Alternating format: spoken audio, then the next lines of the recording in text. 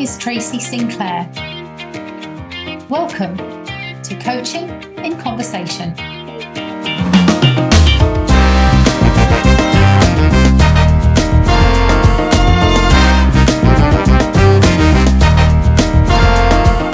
Coaching in Conversation is a chance to discuss and explore not just how we can keep developing and maturing as coach practitioners, but also to consider how coaching is evolving and its future potential and place as a powerful vehicle for human development in today's and tomorrow's world. I'll be sharing some of my own thoughts on these topics, and we will also hear from some great guests from around the world who bring their unique experience and perspectives. Hi everyone, it's Tracy Sinclair here with another episode of Coaching in Conversation. This time I am delighted to offer you another episode with a great colleague, Fay Manville. And we had the pleasure of talking together previously around the work that she does with horses and equine facilitation. And that episode, if you're interested in listening to it, is number 23, I believe, called Horses Don't Lie. Fay is a very experienced coach, and apart from having her PCC credential and a master's in coaching and behavioural change, she also has many related coaching qualifications, including being a supervisor, a mentor coach. She's trained in systemic coaching, NLP, transactional analysis, clinical hypnotherapy, climate change, and many, many other things. And one of the things that is very dear to Fay's heart is her work with horses as a horse owner herself and horse rider. And in our last conversation, we found that there were so many other things that we could discuss that were really, really relevant to our work as coaches, working with human beings, and how much we can learn from horses and how they communicate. So I do hope that you really enjoy this episode. It was great fun talking to Fay about this. And this episode is called Coaching in the Energetic Field. Well, Fay, I've been looking forward to this enormously. We did a wonderful episode of Coaching in Conversation, episode 23, as we just recovered or remembered rather, for those who are interested, called Horses Don't Lie, because of the amazing work that you do with horses. And we remembered at the time that there were lots of other things that we could have also spoken about. So we're coming back to speak about a few more. Let's see where that takes us today. And one of the things that I know you want to elaborate on is the concept of presence and how we can learn more deeply around being present as coaches, perhaps even as human beings, either from working with horses or from those who do work with horses. So that's enough from me for now. I'd love to just hand over to you to take us where you would like to with this. Thank you. You're handing over the reins. I love that. Okay, we started with the metaphor. We'll start with the metaphors already. Let's start as we mean to go on. Yeah, brilliant. Yeah, so there was lots of different threads where we could have explored in the last episode that we did together anyway. And it got me thinking about the depth of presence in our coaching relationships and how horses can help us to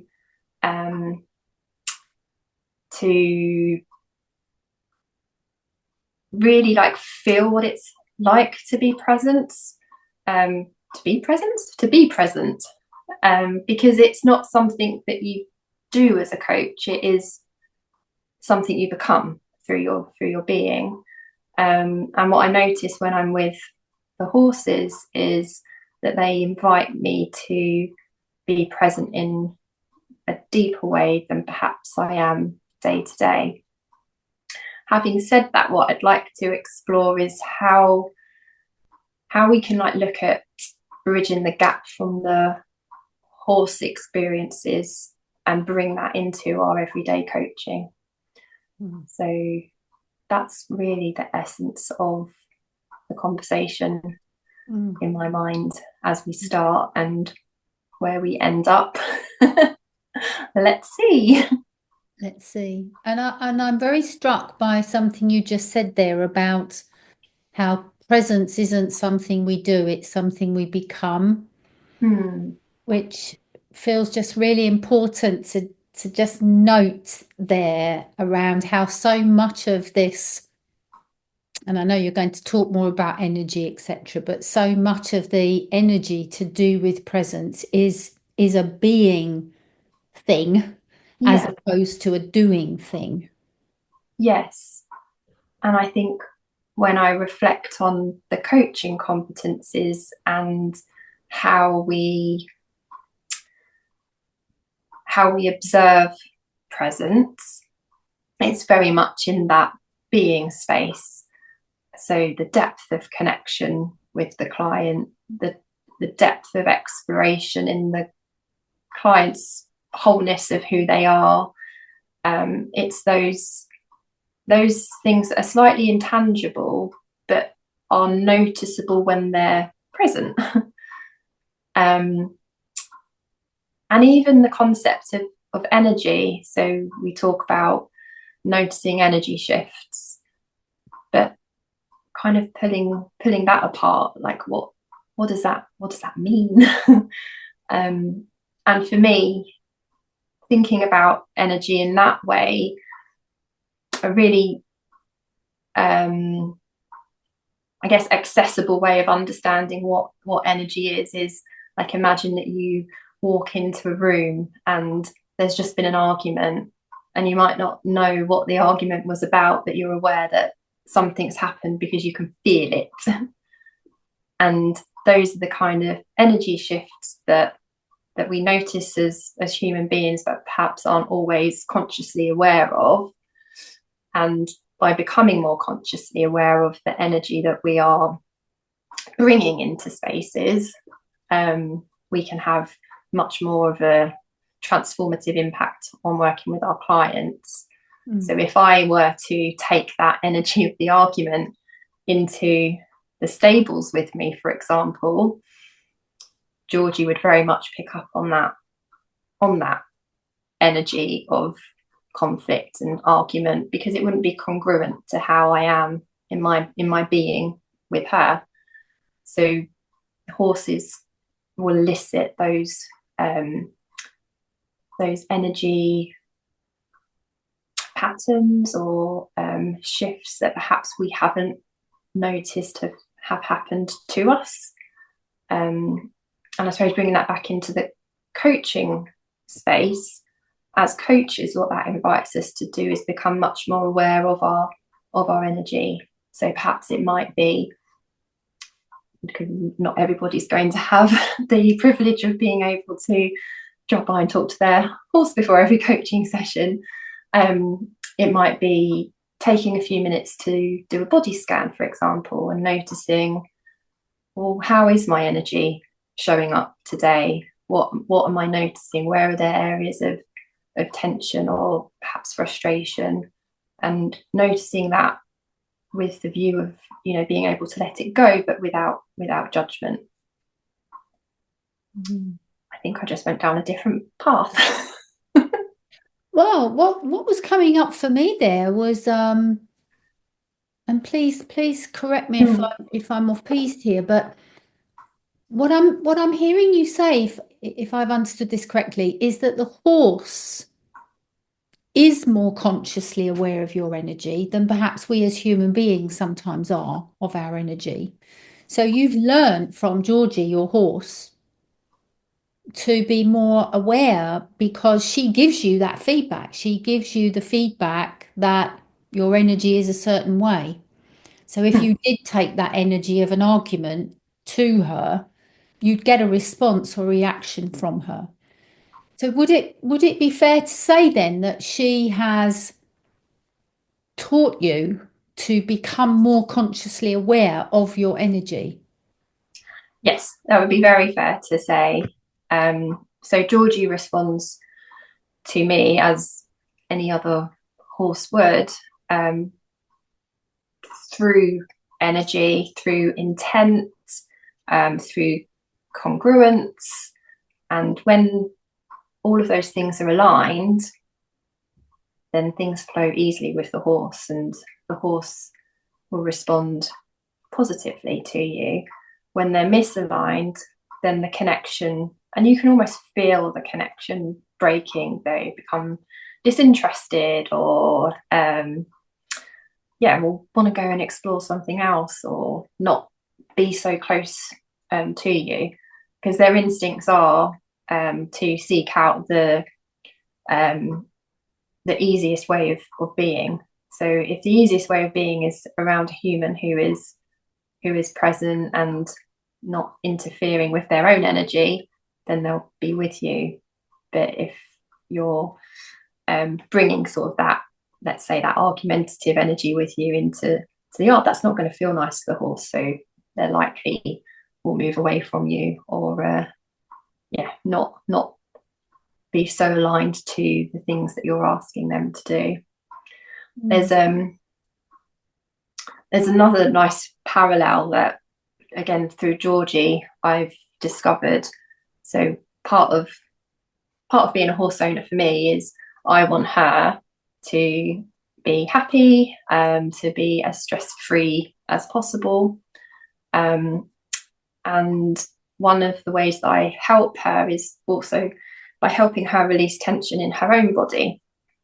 And there's a particular method that's used by some horse professionals, which works with the horse.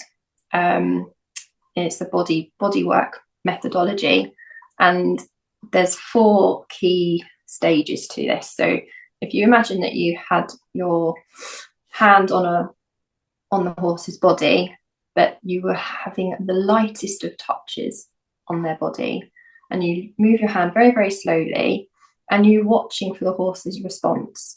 And it might be that they suddenly sigh, or they blink deeply, or they lower their head, and you're looking for the response in relation to your touch. And when you are on that area where they're giving you that kind of response, that's telling you that there's tension in their body, and that they're working with you to let go of it. And I'll come to the reason why this reminded me of coaching, but the 4 key words that we use for this methodology is search. So you're searching for those moments where the horse responds. You're then looking for the response in the horse. You're then staying very softly in that area and inviting the horse to release any tension. And then you're looking for the release that the horse has actually let go of something, and has got rid of that tension, that particular part of their body. So the concept here in relation to coaching, it's empowering the horse that they can make the choice to let go of something. And it kind of reminded me a little bit of coaching clients. So together we're kind of researching, we're exploring a particular territory that's important for the client, and then we might land on something where the client responds in a way where we notice there's an energy shift, and we might invite the client to notice that too. And then it's up to the client whether or not we stay in that area. But the coach's job is to be soft, be light, be inviting, no resistance, to be with the client in that space. And we'll stay with the client in that space until they're ready to release, or they've made meaning or unlocked something. And then we'll carry on with our search and our exploration. So the work that I do with Georgie in terms of like releasing her tension, there was this parallel for me around working with clients. So the horse decides where we go and where those spots of tension are, just like the client will decide where we go and where we and where we explore. The horse will tell us how much pressure they're happy with. So we start with the lightest of touches, and you might not even make physical contact to the horse, but they will let you know when, through their responses, just like the client will let us know through their responses whether we've jointly got to the right location and how we've got there together. And then the horse will then decide when they've released, just like the client will decide, have they got what they need from that conversation, and are they ready to move on to something else? And that is all based on presence. Without presence, the noticing isn't possible. Yeah, you wouldn't be aware of it, would you? You know what's so fascinating about this is how there's so much around the non-verbal communication, which would make sense, wouldn't it, in a sense, with an animal that doesn't speak English or whatever language us humans are using. They may come to recognize certain sounds and shapes of noises that we make verbally, but at the end of the day, you're having to rely on a non-verbal form of connection and exchange, aren't you?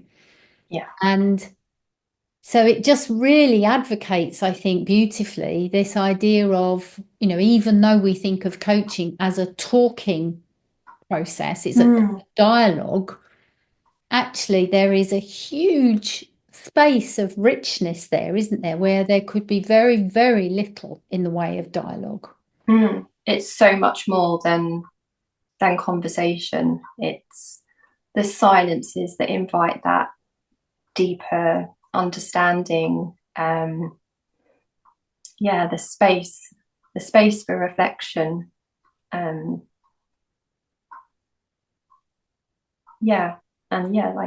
noticing of energy and what is also not said. Oh yeah.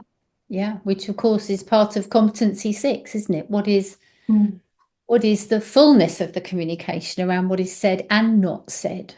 So, that's, yeah, absolutely. I can see those parallels. And in terms of you learning this from your relationship with Georgie, your horse, what have you noticed around how you've taken this into your coaching with human beings? What experiences have you had? Yeah, so I think the main thing for me from my experiences with Georgie in particular is the importance for checking myself. So getting myself prepared, checking in with myself. How am I feeling energetically? I have a particular practice that I use for like grounding myself, and just noticing like what my energy is like, because of the awareness of how impactful that is. So recently, I met a new client and we had our first proper conversation, and she commented at the end that that they found me particularly easy to talk to. And that was a really lovely compliment for me, because the ease, for someone to feel at ease with me, is important. It's the feelings that we create for someone. If that person had said, "Oh, that was a really clever question you asked," that doesn't feel as connected. There's a difference for me in like how we are being with our clients, and like the technical skills that we bring as a coach. And often I hear people like wanting to find that clever question, that silver bullet question. But for me, the best questions have come, I wouldn't even be able to remember them. They've come in the moment, and more, I guess you would call it intuition. And I think that is specifically noted within the competencies. And that comes from that space, the silence, the knowing, the bravery to ask something that might be a bit random, but when you ask it, it unlocks something. So it's that, like, the presence allows like the trust to develop and invites the client to explore in a safe way, free of judgment, and be open. I mean, as ever, I'm seeing such a close connection between cultivates trust and safety and maintains presence. I always think of those two, they're almost inseparable. Yeah, they're so intertwined, aren't they? They're so intertwined. But what I'm also thinking about here is competency two embodies a coaching mindset, which of course is one of the things that can also underpin competencies 4 and 5. Is I'm struck by the term mindset, because mind tends to take us to our thoughts, and when we are, whatever it is that we do to get present, it's often something a little bit more tangible, like clearing our desk, or changing the scenery, or turning notifications off like we've just done on our phones, or it's but there's something very different here, isn't there, about, as you were just inviting us to think about a body scan of our energy. And so I'm just wondering, what else could we do to check in on our own energy? Could you say any more about that? So I guess just being aware of it in the first place and getting to know it. So spending time in your own energy and really understanding what that means to be without doing. And that will be different for different people. So, for some people that might be going for a walk in nature, for example, and just being, or it might be a guided meditation, or it might be just sitting still for a couple of minutes, and that the concept of the body scan, just standing with your feet on the ground and noticing what you feel. So do you feel an energy coming up and over? Is it spinning? Is it fast? Is it slow? Is it big? Is it close to you? So just getting to know what it is like just to be you. And then in terms of preparation, that conscious thought of, well, what energy am I bringing into this coaching space? And is it one that you want to bring, or is it one that you want to shift? And knowing what to do to shift energy. So it might be, again, like people have different grounding practices, and that's something that's become, quite habitual for me on a day-to-day basis. It might be, I don't know, having a bit of a ritual and like shutting down your electronics, for example, or changing the space that you're working in. I know, like, space when I'm with Georgie is important as well. So we'll have a different energy when we're in her stable versus when we're outside, and in different spaces outside. And it's like it clicks something. It's like, oh, right, yes, we're here to relax, or oh, we're here to have some fun, or and I think having those kind of spaces with our clients to invite them into the work that we're doing is created by how we are being with each other. And I mean, that really resonates with me because I'm a very strong believer around this idea of location having memory.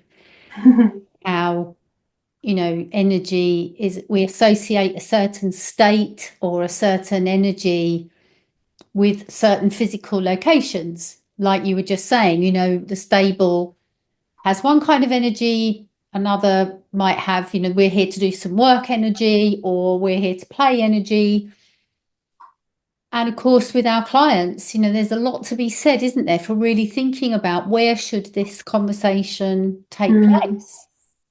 Because the obvious, years ago, I guess the obvious would have been an office in the building, which can have its contaminated energy.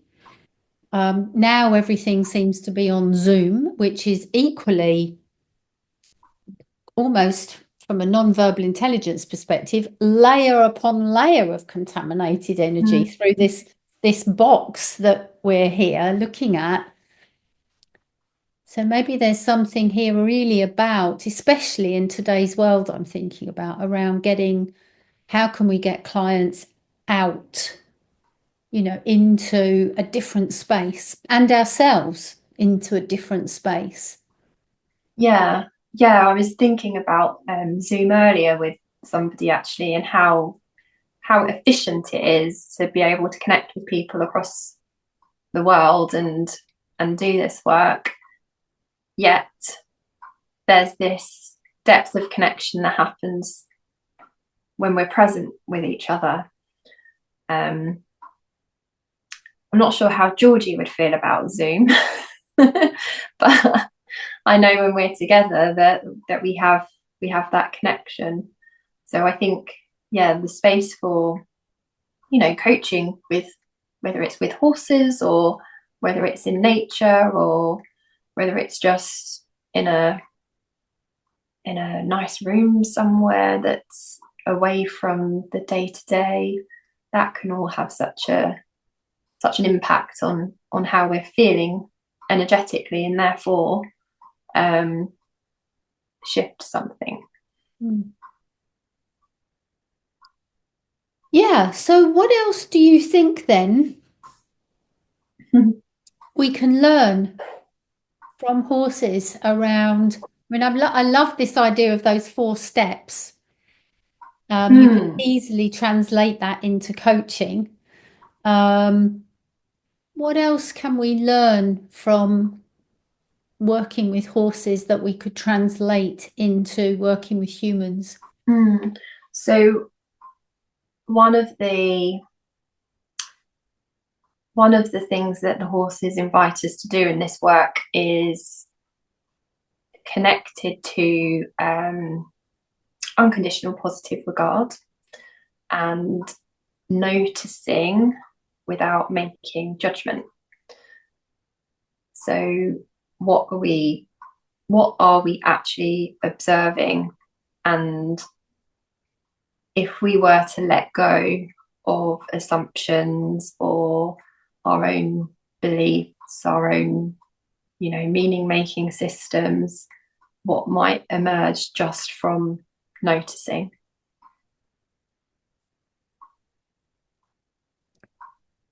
Yeah, as opposed to making an opinion or a judgment about it, you mean? Yeah. So like the typical would be a cause and effect. Oh, well, that happened, so that means. Whereas an observation of, oh, I noticed this happened. What do we do with that? And the reason why horses invite us to develop that ability is because they don't make judgment. They react and respond purely on instinct. So they don't have a thought process of, oh, well, that human did that because this happened to them earlier, so they're feeling a bit grumpy, or they got their words muddled up, or they don't care about who we are in the sense of labels. So they don't care if you're the CEO of a company, or whether you're a master coach, or whether you're, anybody. what they care about is how you make them feel and how you are being. So the noticing is important, because when we're working with horses, we're just noticing their response. We're not interpreting that as being X, Y, or Z.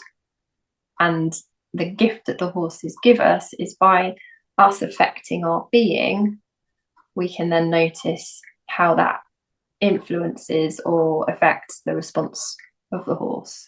So if I go back to the 4 stages of the touch, for example, if you're touching a horse and they're not responding, it might be that perhaps you've gone in too hard and your touch is too firm, and the horse is responding in a, or it's not, maybe it's not responding in a way that you would think it would. It might just be very still, for example.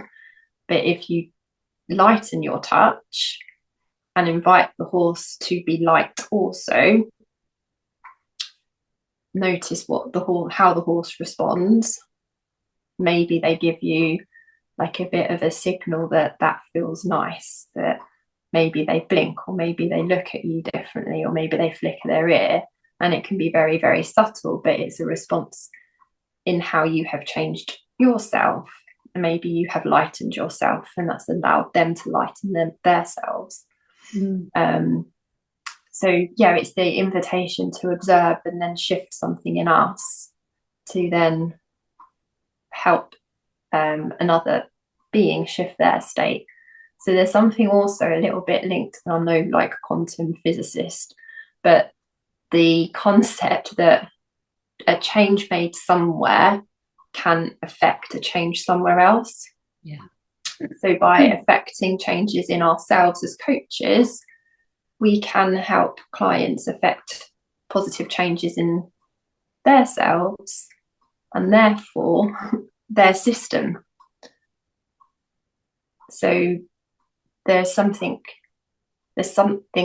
about the ability to like deepen our presence and how that affects systemic presence. It's a bit of a contagion. Yeah. Wow. I mean, there's so much in there. I'm thinking also back to what you said at the beginning of that piece, which is around not just noticing in the horse or the client, but also noticing in ourselves. So noticing those shifts for ourselves, but also how the competencies guide us, don't they, around noticing what's working and adapting and being flexible.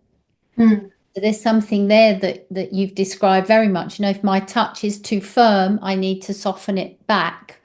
And I would only know that if I'm being present and being observant to notice that. So there's a same criteria there, isn't there, for coaching? Absolutely. That we should adapt our style. Yes. Within our ways of being. Yeah. Because the congruence is also important. But I think what you've just mentioned there, that parallel of noticing the response in the horse and going lighter, we will be doing that whilst we're coaching humans. Exactly. And noticing what's happened for that client. Have they suddenly gone quiet, and is that quiet a good quiet because they're processing?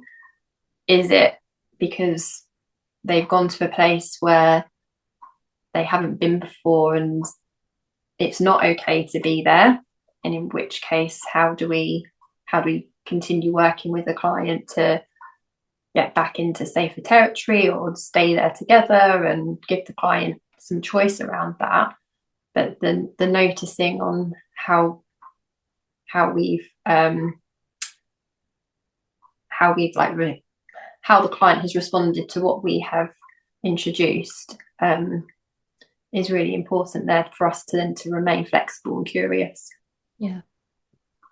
And then, of course, we've got that last piece that you were saying about the systemic part, the ripple effect almost of how, we're giving off signals even when we don't realize we're giving off signals, don't we? We're communicating all the time. Whether we're conscious and intentional with that communication is another matter. Yeah. But we're communicating together and exchanging those signals and that energy all the time, aren't we? Yeah. So whatever it is that is going on for you and whatever you are noticing or not noticing in your client is going to have a ripple effect back in their workplace or their relationships or whatever, whether you're aware of that or not. Yeah. And probably in a I'm just thinking about my Wi-Fi connection, and sometimes it's quite problematic and can and can buffer.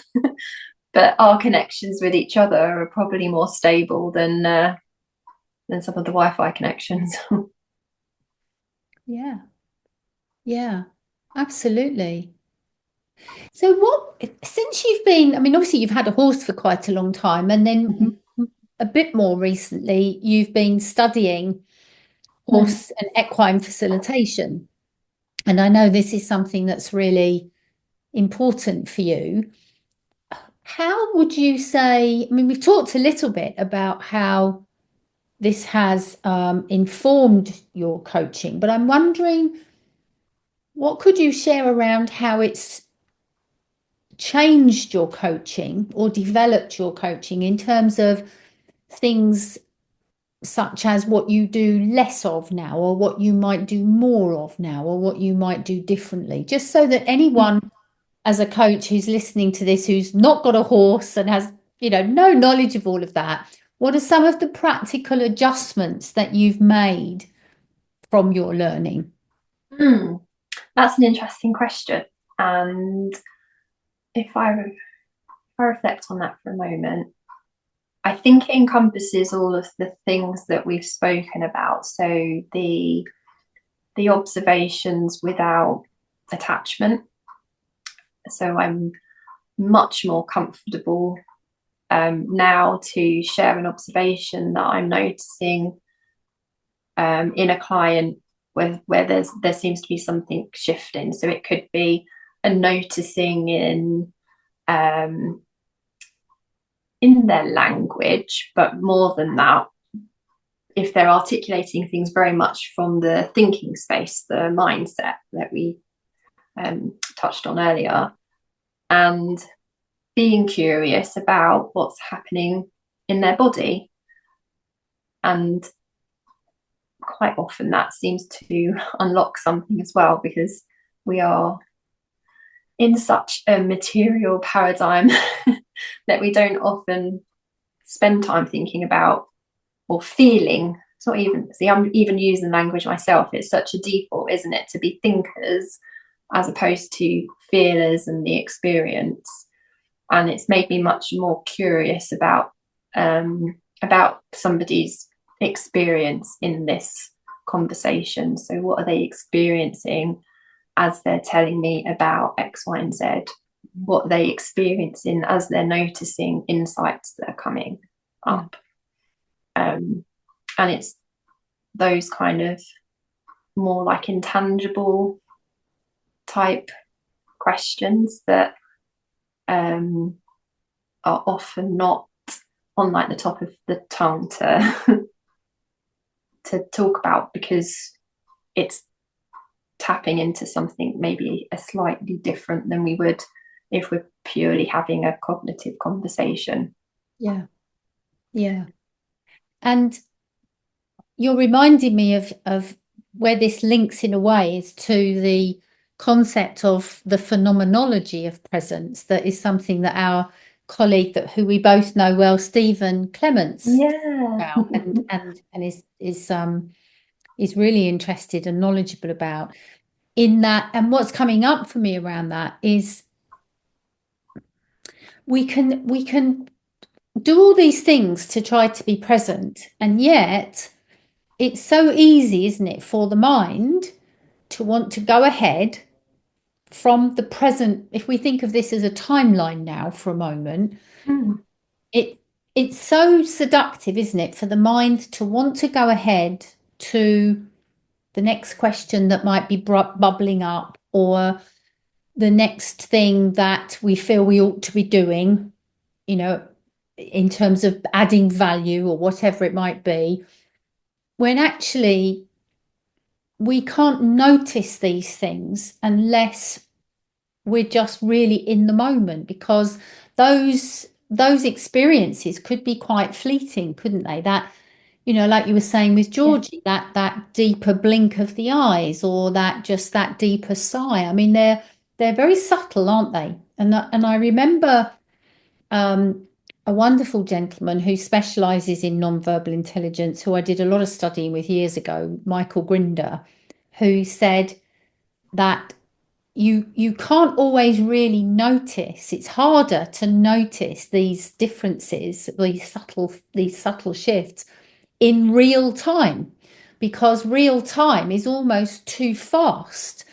And I remember when we were learning together, he would teach us to slow down recordings, to almost go frame by frame, so that then our fast mind can go, oh, there it was.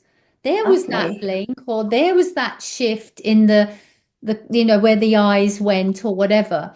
So there's what was just coming up for me there because of that was, we have got to stay so moment by moment to have the chance really to notice quickly enough, because so much could just literally go over our head. Yeah. Well, we're taking in so much information all the time that, like, capturing the nuances, it sounds simple, but in practice it's much more difficult than that, especially if we're in, day-to-day life where we have so many things to do and stuff, Yeah, to then slow down to the point that you can notice the nuances. yeah, It's um it's definitely one that takes practice and patience and persistence. yeah. um and there's always things that happen after, and you think, oh, I wonder what that was about. It's too late now. But then that's okay, because in the moment something else would have happened, Yeah. and we can learn from those experiences. Because once you start noticing that you've missed something, then you're noticing that there was something there in the first place. Which I guess is making a great case for reflective practice Yes. after the conversation, to notice what you might not have noticed in the moment. Mm. Yeah. Um, and you also seem to be building a great case here, Faye, for silence, because how can you really sense energy when you're talking, or when you're thinking about what you want to say or what you want to ask? I know we are sort of miraculous creatures, but we also know that we're not brilliant at multitasking. The brain wants to sort of focus on something more singularly and deeply, doesn't it? And so there's a huge case for silence here, isn't there? To really turn off all of the noise of speaking or thinking, and just feel, just sense, what's the weight of that energy? Is that energy argument energy, or is it joyful and excited energy? Or you can't do that sometimes with noise. Yeah. And the turning off the noise, again, it's one that takes practice, and I haven't been able to do that completely yet. And I don't know if anyone ever really can, because even within the silence there's still the noise that happens in our heads. It's a really difficult one. But I love what you were saying about the feeling. And recently I was at a workshop it was a meditation workshop, but one of the exercises that we were invited to do was to just be with each other in pairs and notice what we were feeling. So we did the body scan I mentioned earlier, and getting to know our own energy and noticing what that was like. And then we stepped into a space where we were much closer with another person to notice how that shifted the energy. So it was all based on feeling. It wasn't about words or interpretation. And that was really powerful and really interesting to what came up for people, and how much like inner knowing there was about emotions that hasn't even been surfaced. So like feeling sad, but you know that you're not sad because you just checked yourself and it's not you that's feeling sad. So where's that sadness coming from? Or you like feeling like a bubbly excitement or like that nervous energy. And it's like, well, that's not mine either. And yeah, it's just very interesting. So yeah, there's something there to play with as well. Get with the body and check how the energy shifts. And I was just reflecting, really, you know, I hope that we can do some of the fullness of this work within, I don't know, maybe I just need to own an element of cynicism or doubt that I have around the world in this, in that so much coaching, especially corporate coaching, feels as though it's still very grounded in a cognitive process, in a thinking process, a talking process, and that things such as feelings, somatic, energy, you know, all of those concepts are sometimes too much on the fringe to be, you know, openly embraced. And yet I feel as though the world is crying out for that work.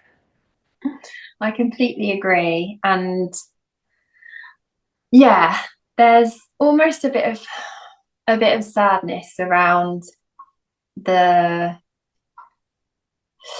intense cognitive desires for a lot of this work, because at the heart of it, we're all human beings, so we all have these experiences. That's what we're here for. We're here to experience. We're not here just to think. And yet we meet people where they're at. So perhaps the thinking is important for somebody at this point in time. And perhaps through our presence as coaches, we invite them to experience something different that they become curious about.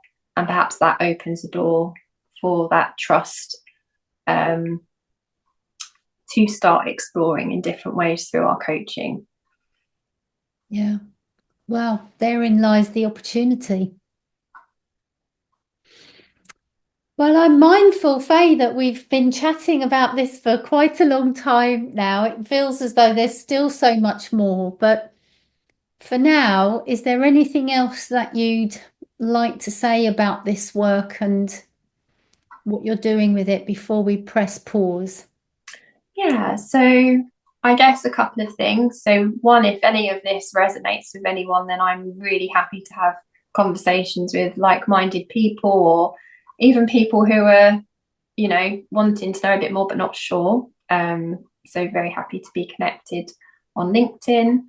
And for my coaching peers who I guess are looking for ways of enhancing their presence, then perhaps there's some things within here that resonate, that they can try. And you asked me about like my own practice and what I've dialed up and what I've dialed down. So just to summarize some of those things again, around the noticing without attachment. One of the other things I don't think I mentioned was structure, and what might happen if we just let go a little bit of structure, and what might emerge for the clients there. yeah, trusting the pause and the silences in our work, because sometimes that's when the magic happens. I definitely think that is when the magic can happen. Well, thank you so much, Fay. I'm really looking forward to hearing more about the work that you're going to do with horses. And who knows, maybe we'll share a few more thoughts on that another time. I'd love that. Thank you for inviting me on here. It's been lovely talking to you about this. Thank you, Fay. You have been listening to Coaching in Conversation by Tracy Sinclair, a podcast aimed at exploring how coaching is a vehicle for human development in today's and tomorrow's world. You can learn more about coach training and development at tracysinclair.com and follow us on social media. If you enjoyed this podcast, please leave a rating and review, and also share it with your networks to help us expand our reach. Thank you for listening, and see you next time.